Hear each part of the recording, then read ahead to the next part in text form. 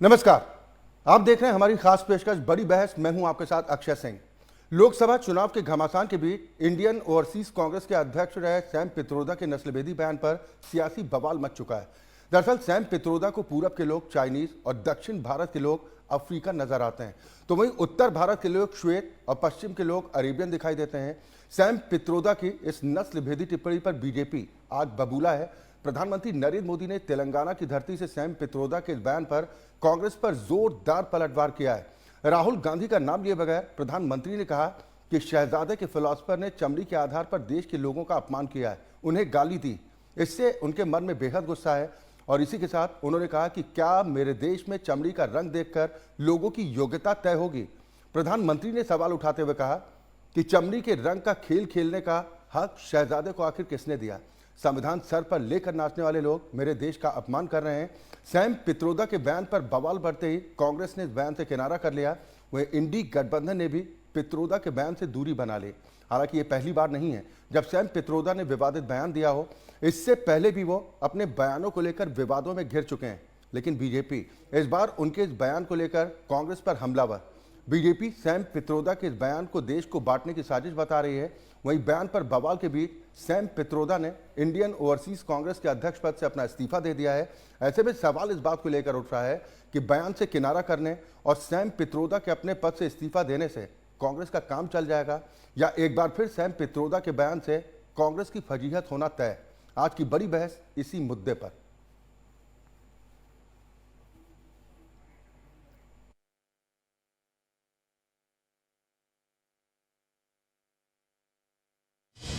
So that idea of India, which is rooted in democracy, freedom,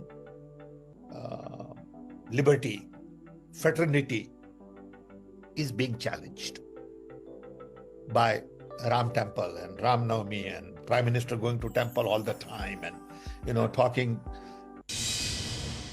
ये शहजादे के philosopher and guide uncle ने बड़ा रहस्य खोला है। उसने कहा है कि जिनका चमड़ी का रंग काला होता है ये सब अफ्रीका के हैं।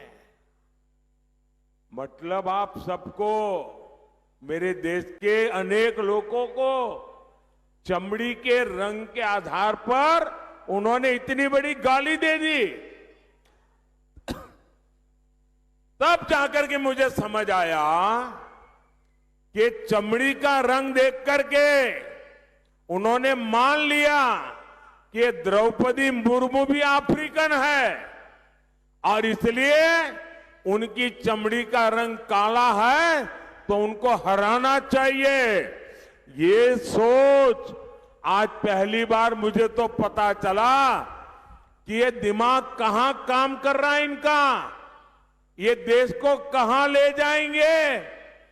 कभी संपत्ति को आपकी संतान से लेने की बात और विचार ऐसे देने का काम करते हैं, तो दूसरी ओर अब हमारे भारत के पूर्व के जो निवासी हैं उनको चीन के साथ में कहते हैं, उनकी शक्लें चीन जैसी दिखती हैं, पश्चिम वालों की अरब जैसी दिखती हैं, उत्तर वालों की अंग्रेज की तरह दिखती है और दक्षिण वालों की अफ्रीकन की तरह दिखती है। इससे बड़ा जातिवादी बयान क्या हो सकता है? कितना बांटोगे जाति के नाम पे, क्षेत्र के नाम पे देश को, और ये देश अब स्वीकार नहीं करेगा। देश सबका साथ सबका विकास इसी मूल मंत्र के साथ आगे चलता है। कि भारत के पूरे अस्तित्व पे सवाल मुझे समझ में नहीं आता। वो कह रहे हैं उत्तर भारत वाले व्हाइट हैं, ये पश्चिम भारत वाले अरब हैं, तो पूरब भारत वाले चाइनीज हैं, तो दक्षिण भारत वाले अफ्रीकी हैं। मेरे भाई, मैं पूछना चाहता हूं, ये कांग्रेस का नेतृत्व फॉरेन ओरिजिन का क्या हो गया? आप सारे भारतीयों का ओरिजिन फॉरेन में ढूंढने लगे। कांग्रेस का विदेशी मूल का नेतृत्व आने के साथ उत्तर दक्षिण पूरब पश्चिम सब जगह भारतीयों को विदेशी मूल का ढूंढने लगे। ये भारत के अस्तित्व पर, भारत की पहचान पर, और मैं कहता हूं देश के करोड़ों लोगों से ये है आइडिया ऑफ इंडिया की लड़ाई।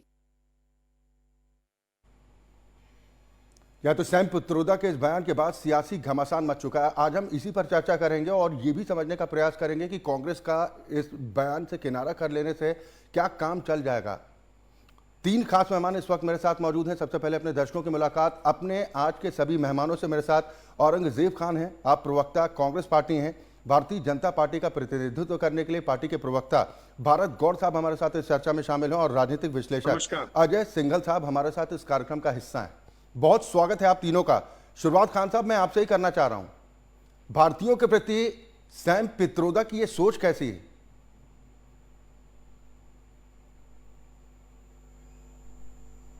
खान साहब आवाज मिल रही है आपको? चलिए शायद उन तक आवाज नहीं पहुंच पा रही है, लेकिन भारत गौड़ साहब मैं आपसे जानना चाह रहा हूं, क्या कहेंगे इस मेंटालिटी को? ये तो डिवाइड करने वाली राजनीति हो गई।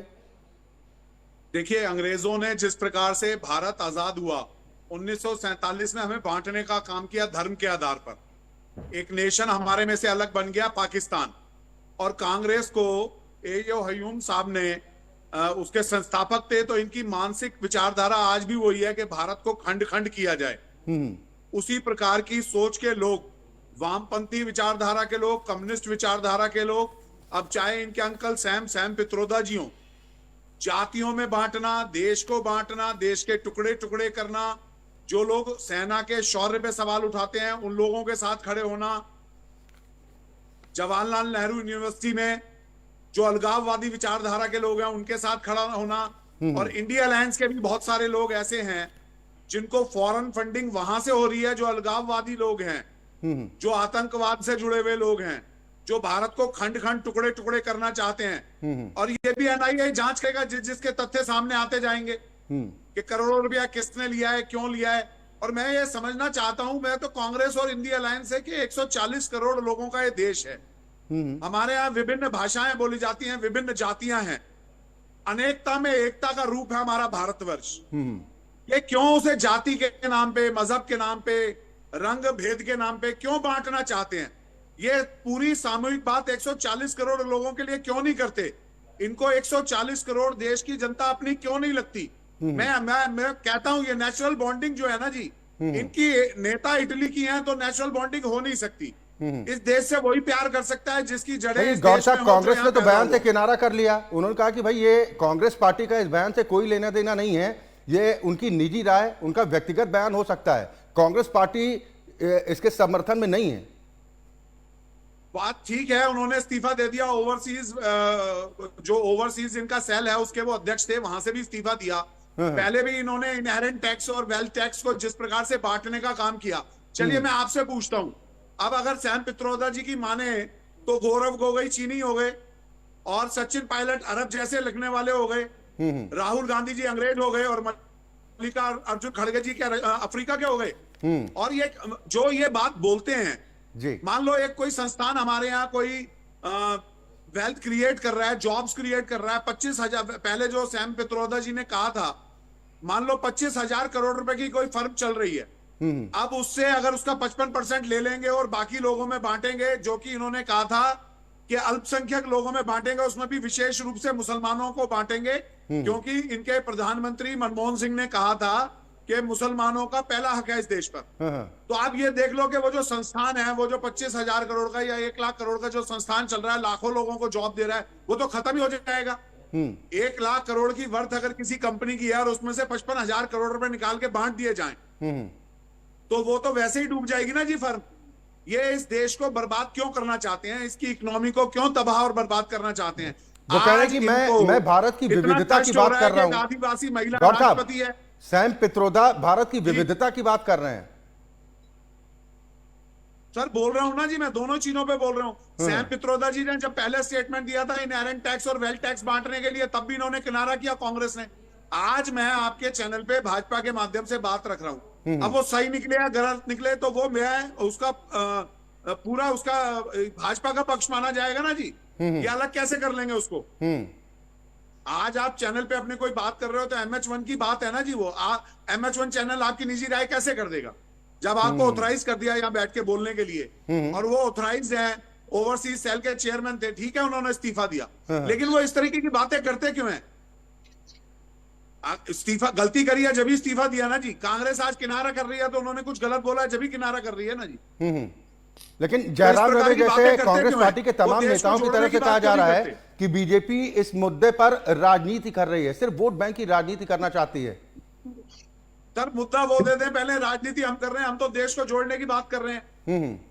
आज पहले हम तो ये कह रहे हैं, देखिए समझा दो कि पहले ये बोलना सीख लें कि आखिर में मुद्दे को किस तरह से बात की जाती है, किस तरह से बात खान को साहब रखा मैं आपके जाता पास है। ही आ रहा हूं। खान साहब मैं आपके पास ही आ रहा हूं।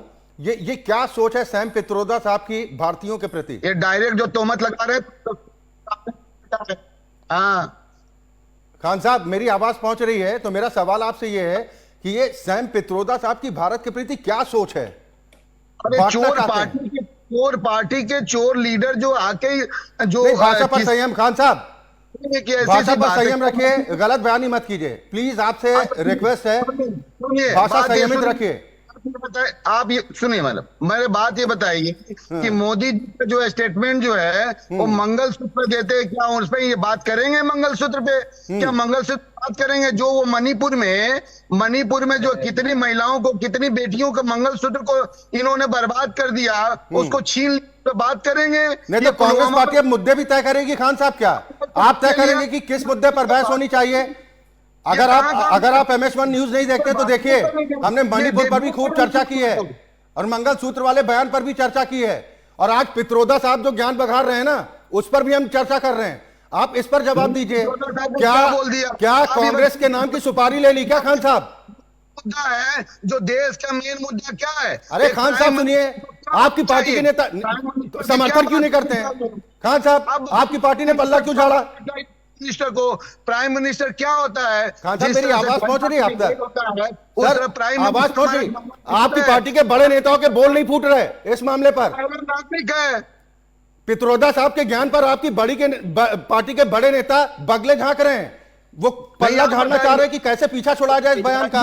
पित्रोदा साहब सुने, पित्रोदा साहब ने क्या बोला? उन्होंने इस्तीफा दे दिया, उससे हमें कोई मतलब, उन्होंने इस्तीफा दे दिया, वो उनका अपना बयान है, कांग्रेस से इसे कोई लेना देना नहीं। लेकिन जो बीजेपी के जो है हमारे प्राइम मिनिस्टर हैं, आपके प्राइम मिनिस्टर हैं, और वो क्या बयान देते हैं? वो बयान देते हैं किस पे?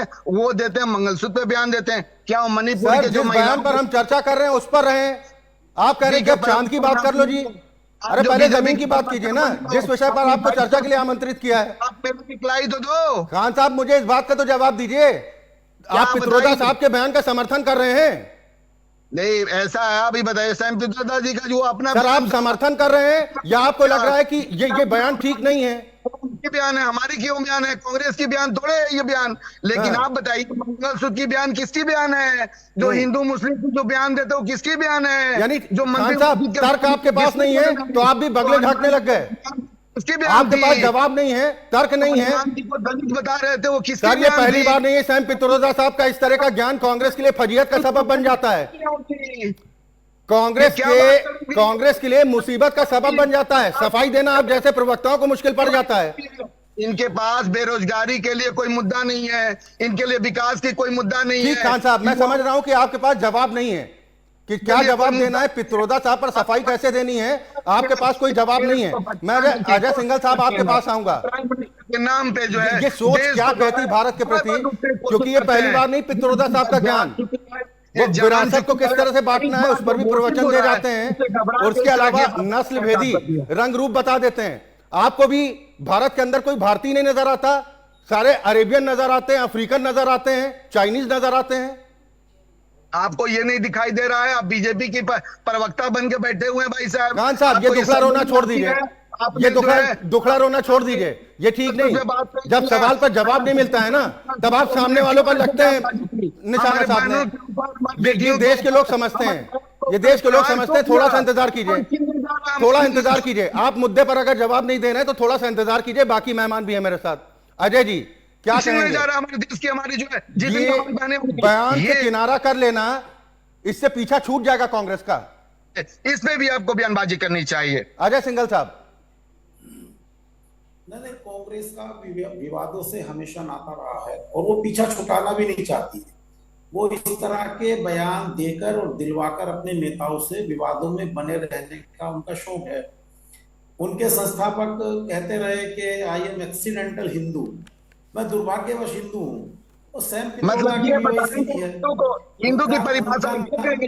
इस देश में राम जी को कोई मानेगा नहीं मानेगा, ये खान साहब थोड़ा सा धैर्य रखिए, थोड़ा सा धैर्य रखिए। मैं दोबारा आपके पास आऊंगा और फिर उम्मीद करूंगा कि आप सवालों पर जवाब देंगे बजाय इधर उधर भागने के। गद्दा को सिखाएंगे जो साहब, देश की जो है परिभाषा देता है, खान जो साहब, देश जो है आप दुनिया के तमाम मुद्दों पर ज्ञान देने के लिए तैयार हैं, लेकिन पित्रोदा साहब जो ज्ञान बखार रहे हैं उस पर आप बोलने से बचने की कोशिश कर रहे हैं। ये तो ठीक नहीं है ना सर तरीका। की बात की या हिंदू सब की परिभाषा ये बता दे मुझे, ये हिंदू सब की परिभाषा बता दे, ये हम समझ जाएंगे कि हिंदू हैं। अरे ये बात करेंगे, हिंदू की बात करेंगे, हिंदू सनातन धर्म के आप कौन बनेगा करोड़पति खेलने आए क्या? नहीं खान साहब, आपको क्या लग रहा है, आपको सवालों पर जवाब देने के लिए आमंत्रित किया है या आप दूसरों से सवाल करेंगे, दूसरे जवाब देंगे? थोड़ा सा धैर्य रखिए खान साहब, थोड़ा सा। अगर मेरी आवाज पहुंच रही है खान साहब, मेरी आवाज पहुंच रही, थोड़ा सा संयम रखिए। बाकी मेहमान भी, उन्हें भी सुन लीजिए।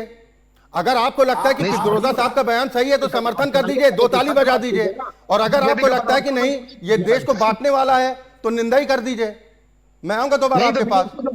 अजय भाई, आप निंदा करके देखिए ना एक बार। आप बताइए कि उन्होंने हिंदू मुस्लिम की बात की, उन्होंने कहा कि मुसलमानों में सब बांट दिया जाएगा। ये बताइए आपके पास खान साहब इस मुद्दे पर जवाब नहीं है ना?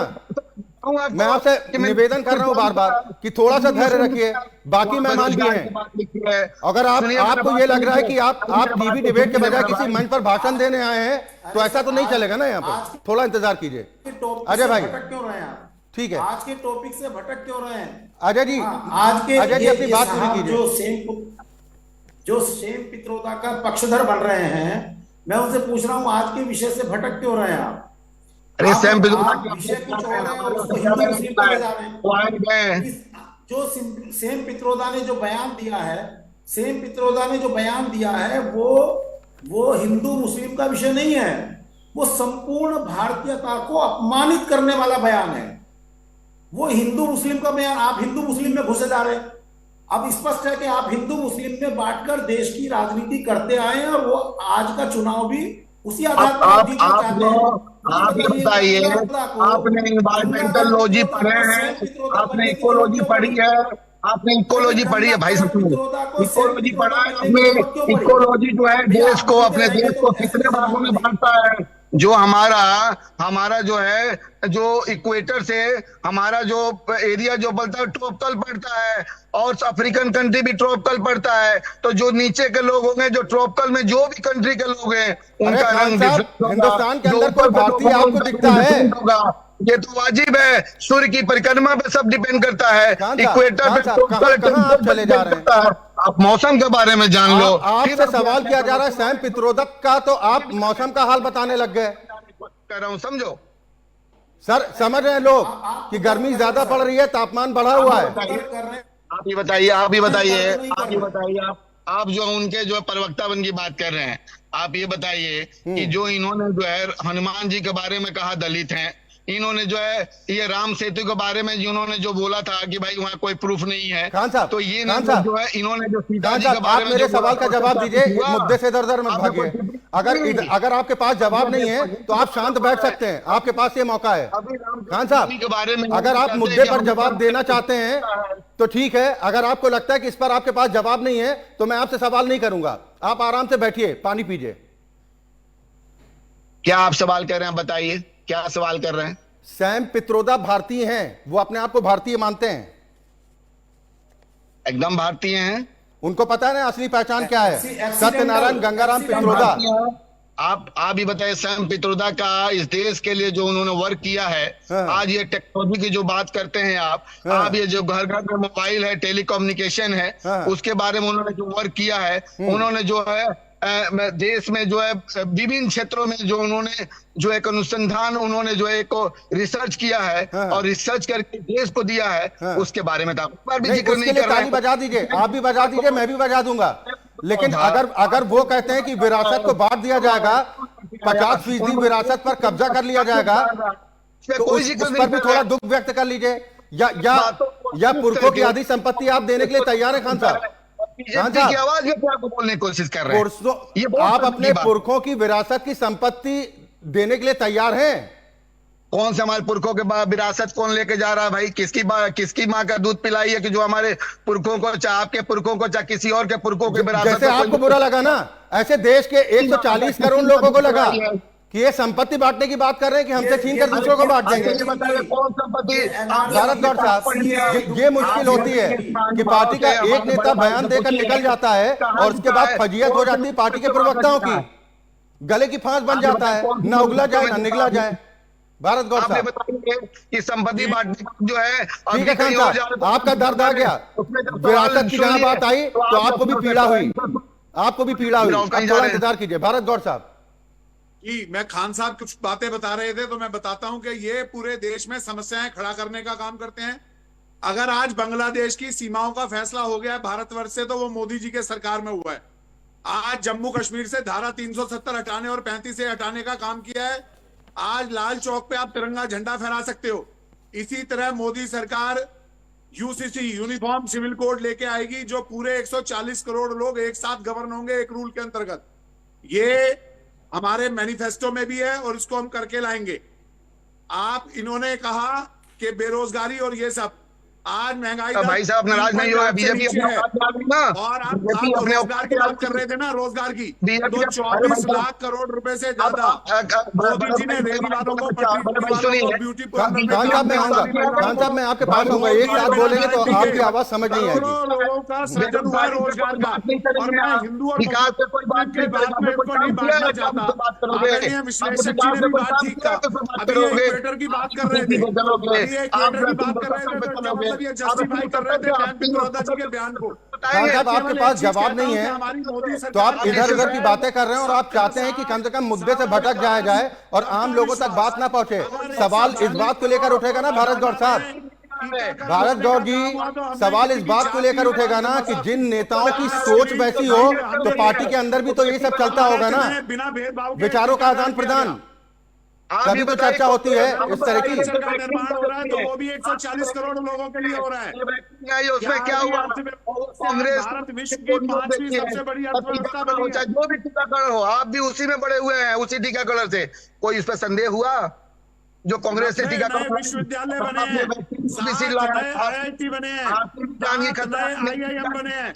खान साहब आज पूरी तैयारी के साथ आए कि पित्रोदा साहब से तो दूरी बनानी है, उनके विषय में कोई सवाल नहीं करना है, बस जनता को गुमराह करना है, दूसरे मुद्दों की तरफ भागना है और बस इससे उनका काम चल जाएगा। ठीक है, अगर आपको बेहतर लगता है खान साहब तो यही सही, देश की जनता जनार्दन है, आप ही लोग कहते हैं तो जनता तो सब समझती है। मैं अजय सिंघल साहब आपके पास आऊंगा क्योंकि आप भी समझ रहे हैं कि जब सवालों से भागना होता है तो ये आसान तरीका नजर आता है प्रवक्ताओं को, किसी भी राजनीतिक दल के हों, कि वो गुमराह करने की कोशिश करते हैं, दूसरे मुद्दों की तरफ भागने का प्रयास करते हैं कि कम से कम जवाब देने से पीछा तो छूट जाए।